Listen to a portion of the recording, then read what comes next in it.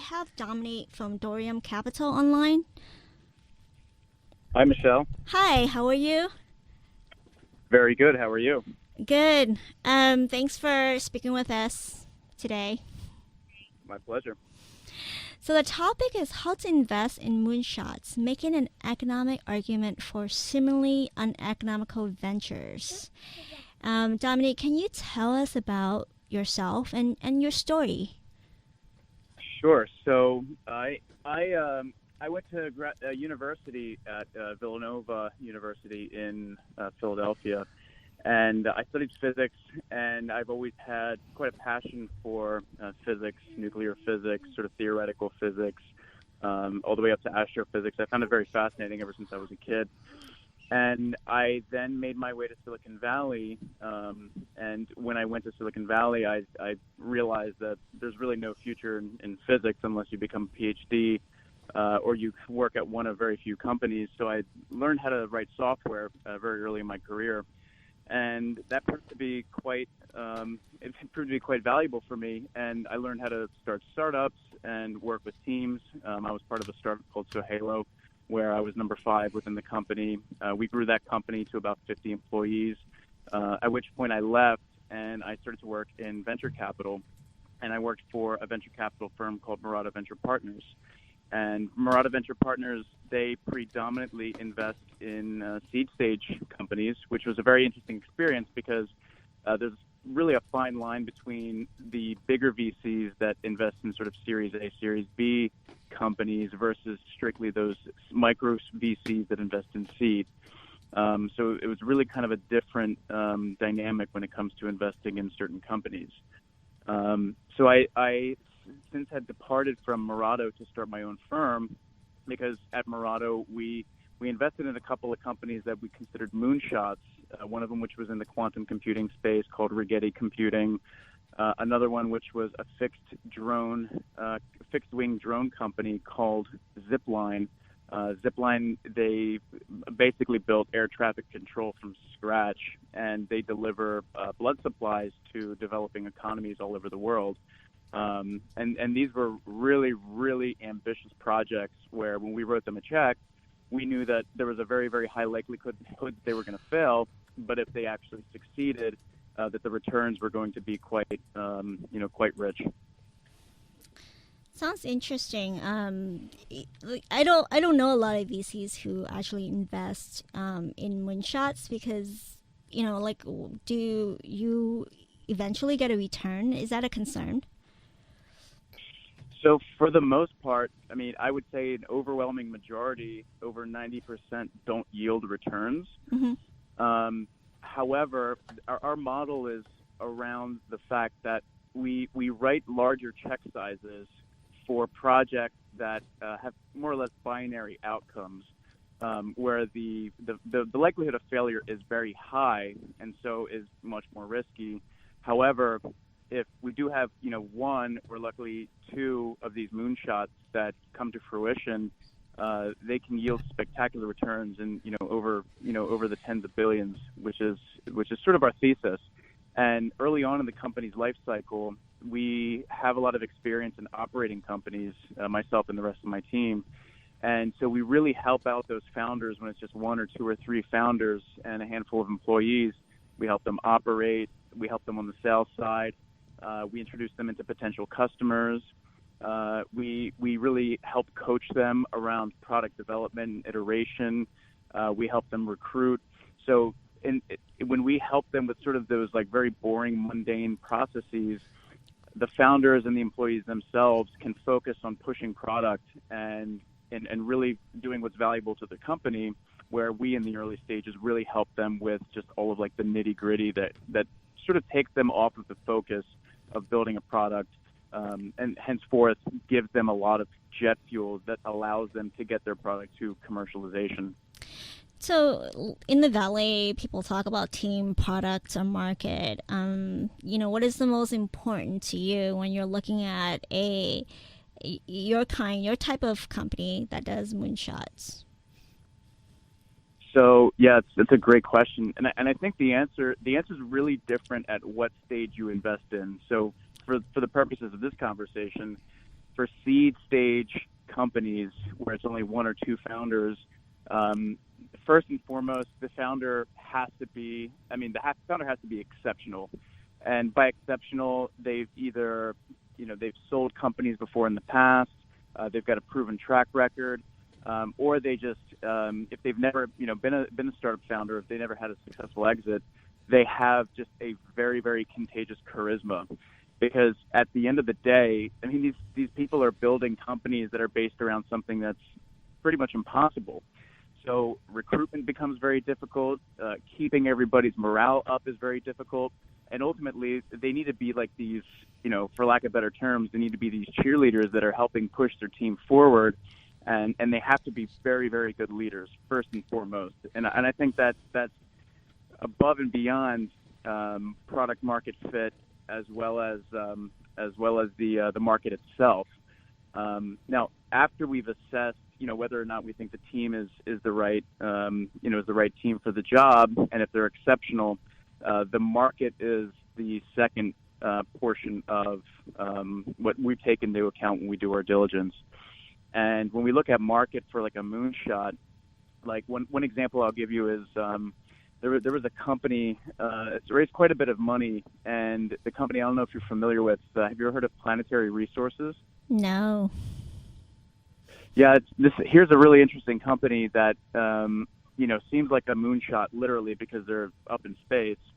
But they launched these satellites, or at least their whole hypothesis was they launched these satellites, stroke rocket ships, into Earth's orbit, and they've identified something like 15 or 16,000 near-Earth asteroids that are made of completely of platinum or completely of gold, very high value natural resources that are very close by the Earth. Wow. That they then want to harvest and bring back to the Earth. Wow.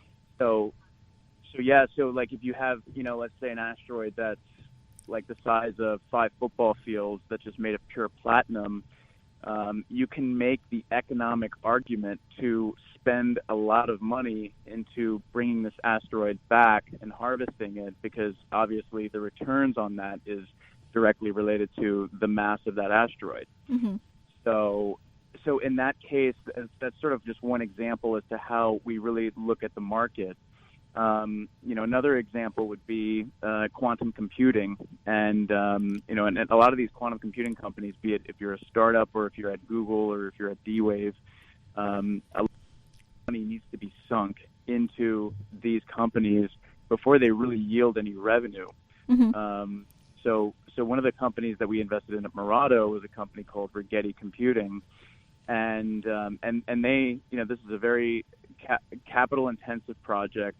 The other thing you need to consider is that, if you're an early investor, you also need to make sure that you reserve enough capital for follow-on rounds, because if you invest at, let's say, the seed, and you invest and you get 5% of the company, by the time they IPO, presumably, 5 to 7 years down the road, your 5% will be squeezed down to a mere 0.5%, just because of all the dilution and all the capital they need to raise to keep the company going.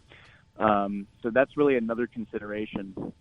So with something like quantum computing, the use cases are everything from chemistry to new materials discovery to quantum machine learning, and really the sky's the limit when it comes to the total market size for, or at least the addressable markets that something like a quantum computer can go after.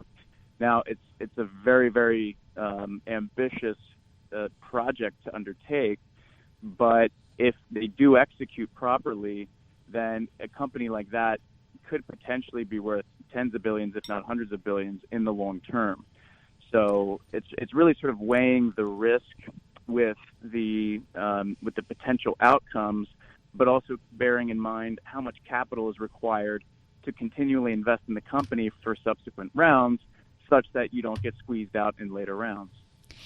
So I guess, I've heard of Black Sky, and they make satellite as well, but they use images to do machine learning for the people and the objects on Earth, which is a little bit different from space. and asteroids and all that stuff. I think the third one is product, and product is basically the technology. Do you look for passion or knowledge in the technology? And it doesn't matter if it's like a woman and men or woman. It's just a person, right? Yeah, it's always, it just comes down to how much passion that person has, and you really nailed it. And in my experience, actually, some of the best software engineers I've ever worked with were like philosophy majors or English majors in college. So your CV, like coming straight out of school, doesn't necessarily kind of put you into this bucket that you'll never be a software engineer or you'll never be into rocket science, because at the end of the day, a lot of the information is publicly available on the internet. And Silicon Valley, for example, is just one of those places where you can be a physicist or you can be a software engineer without having any prior formal training in those subjects. Now, does it help? Of course, it helps to have formal training, but really like passion about the topic where you're willing to, take out a couple weekends for the next, 18 months to really learn the software, really learn the physics about something so that you can at least talk your way around it and communicate with those, with the PhDs that are in those fields so that you kind of, know what you're talking about from a very high level.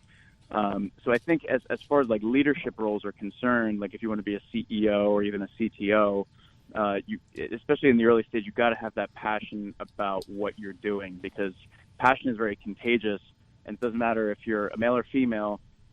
If you're inspiring and if you're charismatic, then other people will listen to you and other people will follow you, because that's really what it takes to launch a company, especially in the early stages. And I wanted to talk a little bit about knowledge. So I was interested in different things, and I read a lot since a kid. How do we gain knowledge to learn about all these things and build a company? How deep do we need in terms of knowledge? Like, if we wanted to build a nuclear fusion company, do we need to read all the articles in the world on the internet in order to do that? And, to what extent do we need to do that? Do we need to build it? Do we just need to have, again, what you said, a high level, and then find people to build it for us? Together. What do you recommend? So I guess you're asking, let's say you want to found a company that does fusion reactors, correct? Correct. Yeah, and so one of the things that I would recommend, and maybe let's say you're not a physicist, but you're just very passionate about the topic. You really want to submerge yourself in an environment where you are around sort of particle physicists and plasma physicists, and you really want to just create these relationships with these people, be it academics or engineers or other entrepreneurs, because when people start coming together and they start exchanging ideas, every single idea or every single company always kind of starts out with, hey, we were hanging out, we were at the bar, and we talked about this, and then all of a sudden we said, hey, let's give it a shot, let's do it. And those very early stages, there is a lot of sort of talk, and it's like, hey, let's talk to this person, let's, maybe they know the question to the answer, or the answer to the question rather. And for something like building like a fusion reactor, it does take a long time before you actually go and spend, your first few dollars on that prototype, or even begin to incorporate your company. So it is a very long process, and even if you look at some of the companies that are out there like General Fusion or TriAlpha, they've been around, they're still technically considered to be startups. They haven't generated $1 of revenue, but they've been around for like 20 years. And granted, they do have prototypes and they have a lot of experiments running, but it all started with someone being like, hey, we got to do this. And then just you have to be able to gather people around you that also share this vision. And that's really the thing that will drive the company forward, is that everybody has to share that common vision. And then, that rule, like to 2 degrees of separation to, was it Kevin Bacon, right? Yeah, I think he said that. Yeah. He's connected to everyone. So Exactly. So it's like if you surround yourself with really smart people that are in that industry, eventually somebody will say, hey, actually, I know somebody, or I used to work at GE or Westinghouse, and, we knew some project managers that, built these massive infrastructures. Maybe we can ask them. Maybe we can see what they can do to help us or give us some kind of advice. And so it's constantly really just you have to ask lots of questions, get yourself out there, talk to the right people, build relationships, and then eventually you kind of have to create your own luck.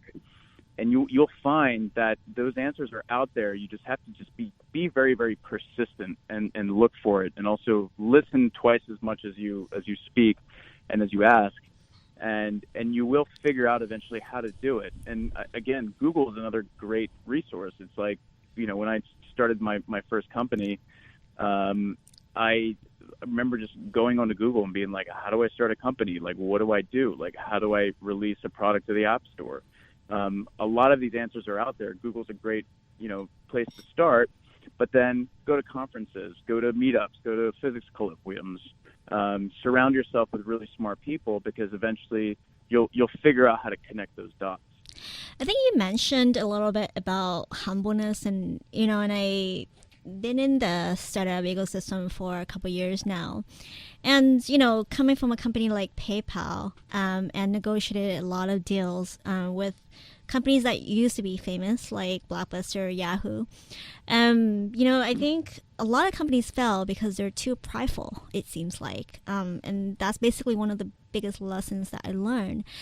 And just meeting different people, I see a lot of men and women who are very arrogant in the startup world. Like, why is humbleness important? And why is it important, vital, that we ask questions? And, because I assume that we don't know everything, but what if you think that you know everything?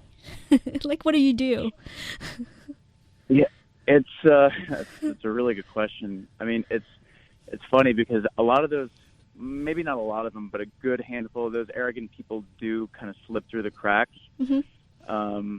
And yeah, there's plenty of examples of those people. And then there's some people who are arrogant, but they have really accomplished a lot. Mm-hmm. And granted, it's difficult to work with them. They're very good at what they do.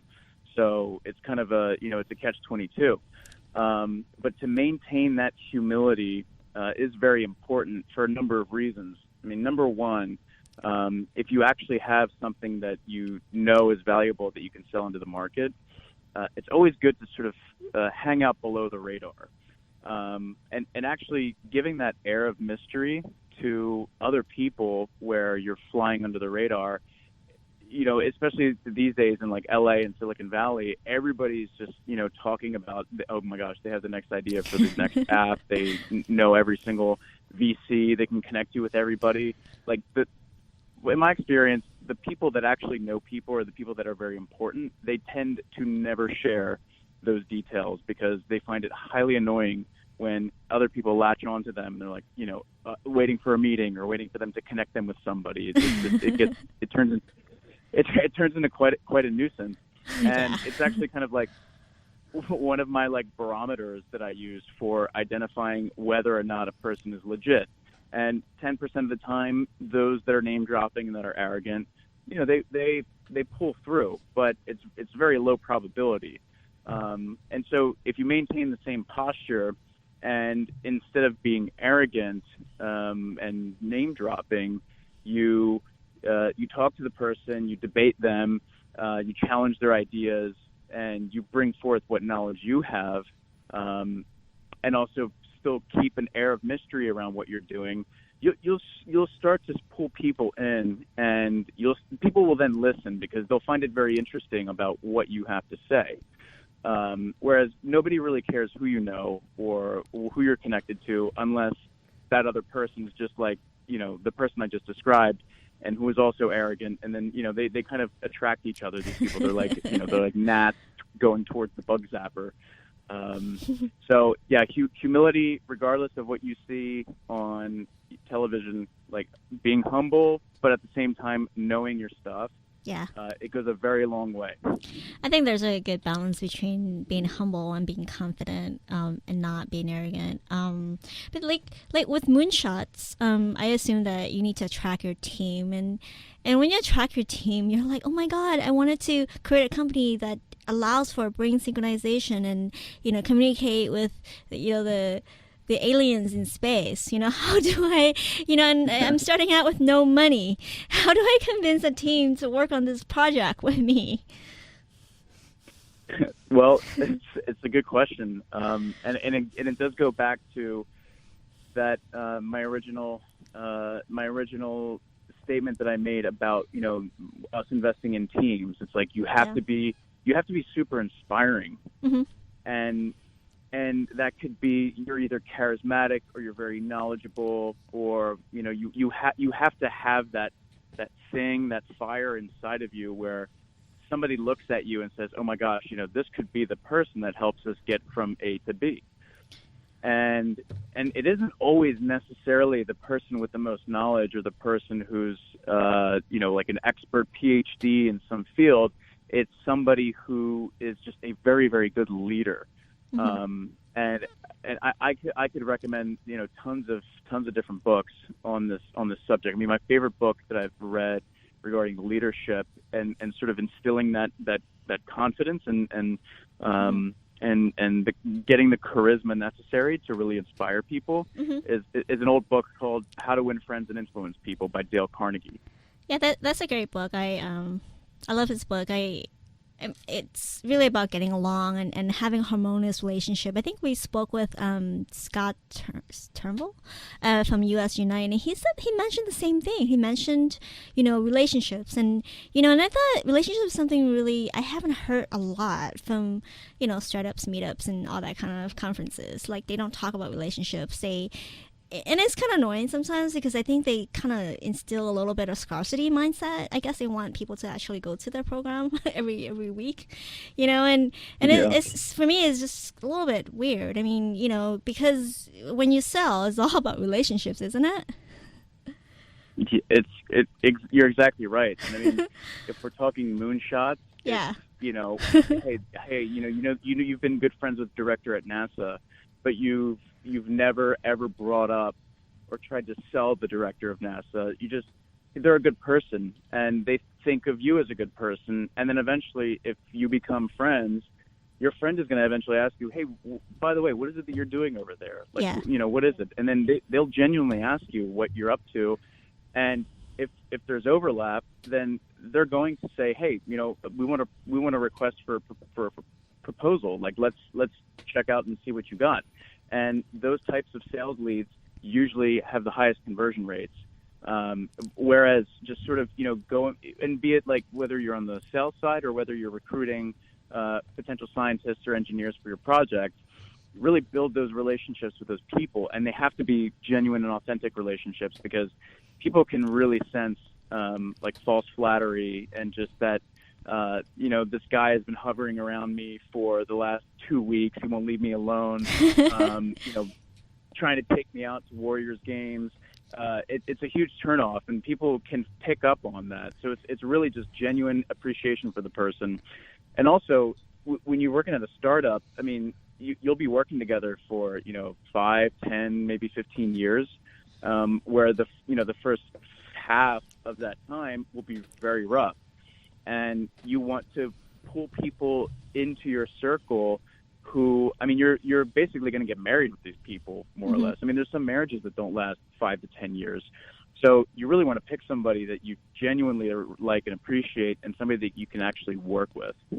So, Dominik, I'm curious, in terms of like working together and building this moonshot company, do you recommend entrepreneurs to keep their job or not? I mean, I assume that building a moonshot is a little bit different than creating an app, right?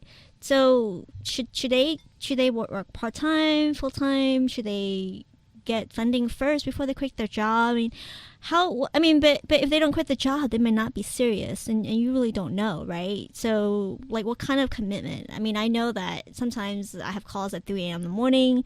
Sometimes I eat ramen and noodles. I mean, that's just for me. I mean, because I felt like I was in a bubble when I was working at PayPal, right?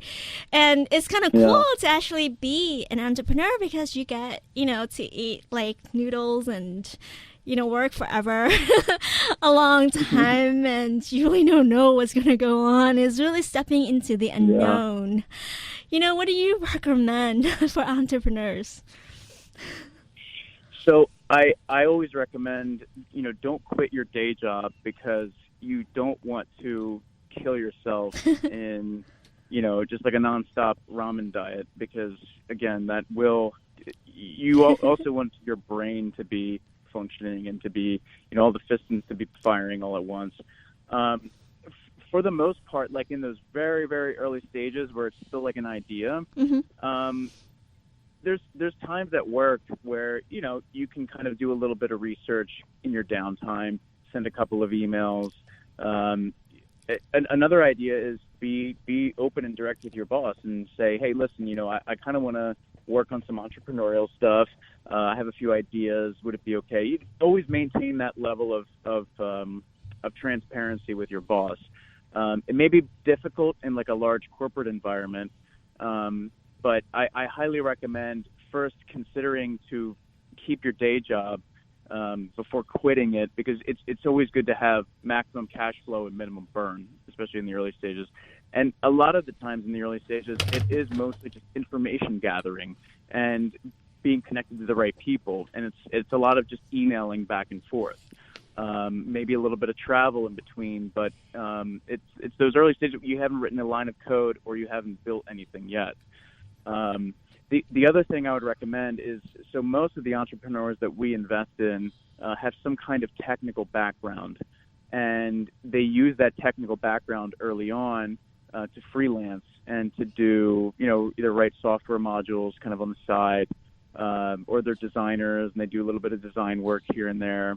But ultimately what they're good at doing is finding little odd jobs here and there, and they have some cash flow coming in, but they're minimizing their burn very early on. So you don't want to be making a $500 car payment every single month and, living in downtown Palo Alto paying $3,500 a month for rent. It's not sustainable if you want to be, unless you have loads of money and you can support that. If things are tight, then you got to cut burn immediately. That's number one thing. And you'll be surprised. I mean, if you really are passionate about this idea that you want to implement, you'll figure out ways to really stretch your dollar. When I first started my company, I had like $5 a day that I had reserved for food on a daily basis. And I did that for 3 months. And I would go to Costco and buy a giant sack of jasmine rice and then some soy sauce. And then if I was really feeling, excited, I would, buy some chicken breast and have that. So it's you can really stretch it out, and you can figure out ways to eat on the cheap, to live on the cheap. There's lots of co-living spaces now, throughout Palo Alto, where you can live, you share a room with 3 other people for $400 a month. And the thing is it's temporary. It's not going to be long term. But that also comes with a lot of sacrifices, like the quality of food that you eat. You're probably not going to have a social or romantic life for very long. So you have to take these things under consideration, and you have to understand, what's important? Is my social life more important than this vision, or is this vision really important? And usually if it's the social life, then you're probably not passionate about it in the first place. And as VCs, we really like to see those teams that bootstrap their way to getting to a prototype or to some phase of the project where it's wow, these guys, they really put some thought into it, and a lot of blood, sweat, and tears, and they have something here that's very competitive. So that it's very big when it comes to figuring out just ultimately cutting your burn, maximizing cash flow very early on. So before we go, I wanted to, since in this context, I guess, for Moonshots, do you recommend an ICO for moonshot companies? An ICO? Mm-hmm. Token sales. Yeah, so my knowledge of ICOs isn't really good. I know that there was some talk originally about you having to have a company that was based on the blockchain to do an ICO. I believe that's the case. In which, unless correct me if I'm wrong. Yeah, I mean it depends. We're gonna have at 3:15. We're gonna have a ICO and compliance talk with Identity Mind Global. Hmm. ICO is just it's a little bit a way to raise money.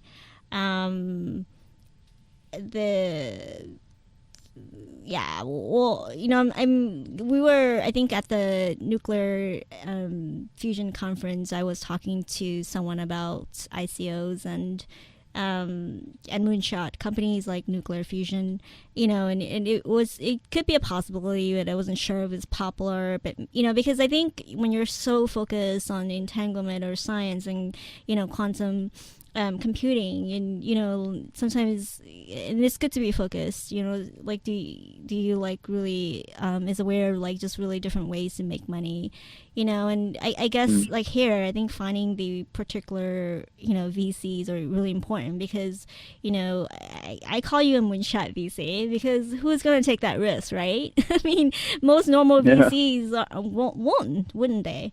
Because Yeah. it just, the risk is high, but I think that if successful, the reward is massive. And I guess that's a topic, right? How to Totally. invest in moonshots. Yeah. So I guess what you're asking is kind of like in a way get faster access to capital Hmm. by using this ICO vehicle, correct? Correct. And kind of one VC taking all this massive risk versus tens of thousands of people taking little itty bitty risks, but spread across a very wide sort of funnel, so to speak. Correct? Correct. I mean, for me, ICO is just like distributed investing, right? I mean, it potentially disrupts the VC space, because I mean, you have to be compliant with the SEC, but if compliant, then you have a number of people supporting you in your project. It's kind of like Kickstarter, and Yeah. Indiegogo. But in a different way, and I could see the future going toward that, right? However, I think also having the Moonshot VC supporting the project is important, because you guys know what you're talking about, right? I mean, you have the experience. I mean, I think expertise is important, and that goes back to relationships as well. Because like I think distributed investing, you have so many people, but not everybody is going to be personally involved in the project. But I'm just guessing with VC, you can. I mean, I imagine that if I wanted to send messages into space, I can call you, Dominik, and say, hey, I had an issue with something. Can you help me? Yeah. I mean, I'm hoping that you will respond, right? Totally. Yeah, no, and I think you bring up a very good point, because I mean, VCs do love companies that can raise some non-dilutive capital. Mm-hmm. I mean, it's capital that doesn't affect our cap table we love, Mm-hmm. right? Because we don't get squeezed out, and the companies can get extra money, which extends the runway, which makes them more competitive for their next funding round. So in that Mm-hmm. respect, ICOs I think are phenomenal vehicles for if they are non-dilutive, for raising non-dilutive funds.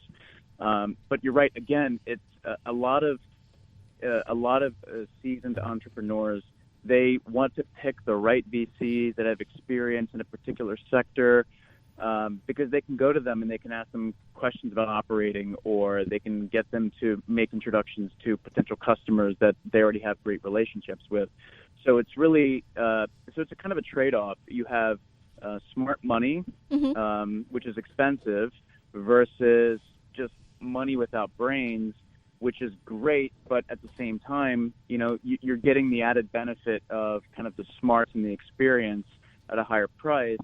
And so, especially early on, I think it's good to partner up with a VC, in order, especially if it is your first rodeo.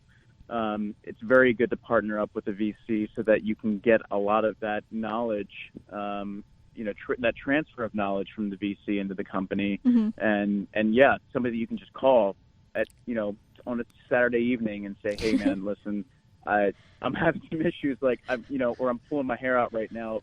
Our company might be going under. It's good to have a coach on the team. Yeah, I mean, which is awesome. I think building a company requires a lot of teachers, and and then passing on that information to people that you teach one day, hopefully.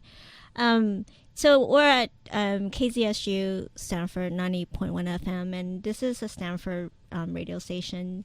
I think campus is pretty dead, but we do have a student here.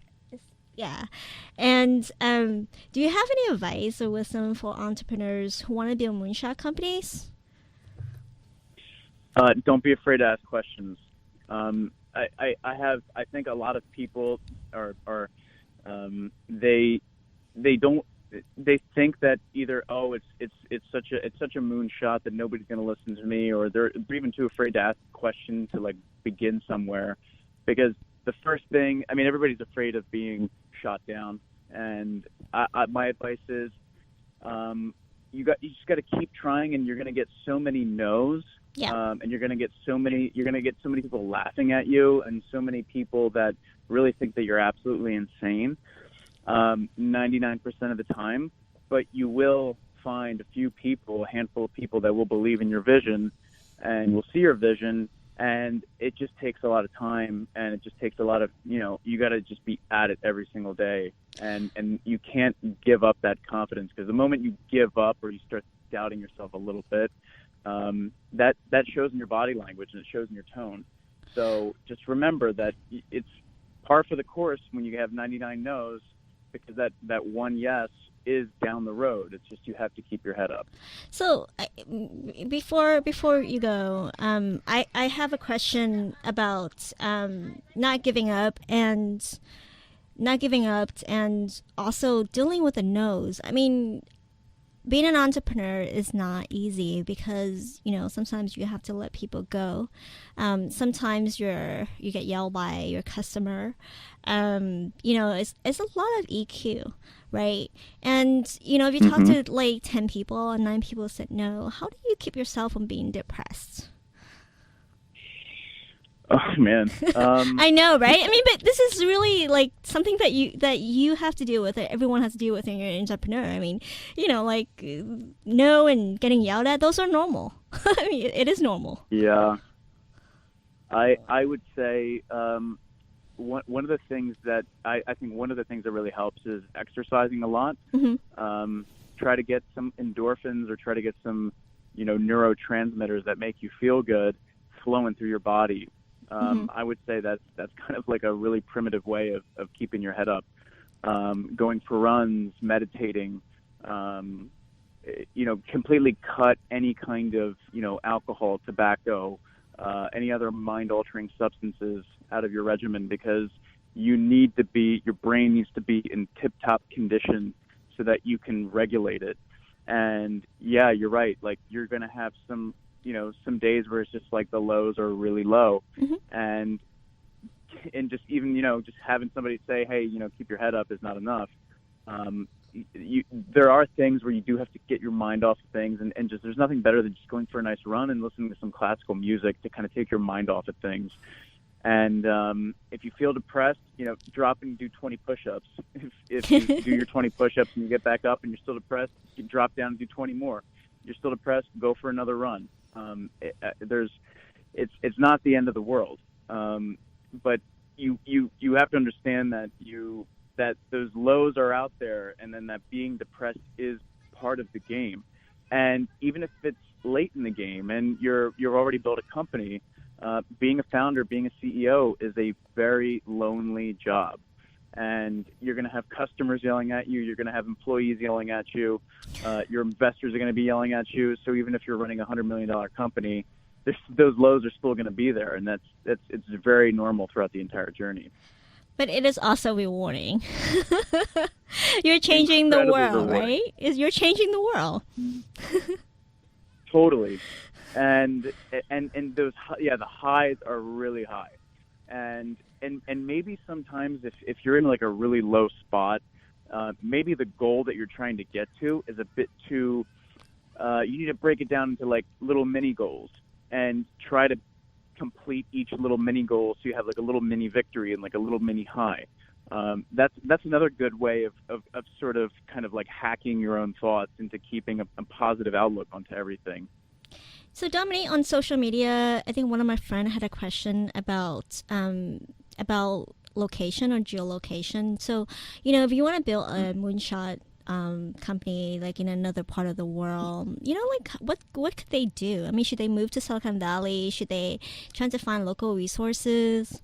What do you suggest?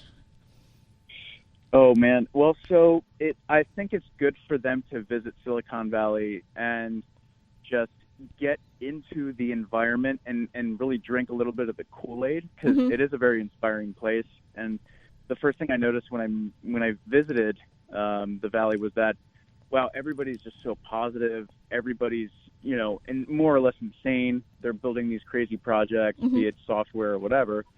It's a very contagious kind of mentality. And I came from the East Coast. I mean, I was living in New York, and granted, it's, one of like the top economy in the world, also very entrepreneurial. It still has a little bit of that, like, if failure is not as okay as it is in the valley. And when you're living somewhere, that osmosis of being around other people with negativity, it does eventually creep up on you. So I think, like, from time to time, just coming to the valley and just kind of meeting people and talking to them to kind of re-up your positive, like, energy storage, I think is very important. Now, that being said, why I'm also saying don't live in Silicon Valley is because it's incredibly expensive. And, like, if you, for example, like, I spend a lot of time in Poland and just in Europe in general. You can live in Warsaw, and which has access to great engineers. For you can live in a really decent apartment for $200 a month. Wow. And if you have the internet, you can do things that you want to on the internet. And it's a great city, and there's lots of really smart people. And now, like, there's a lot of these like other tech hubs popping up all over the world.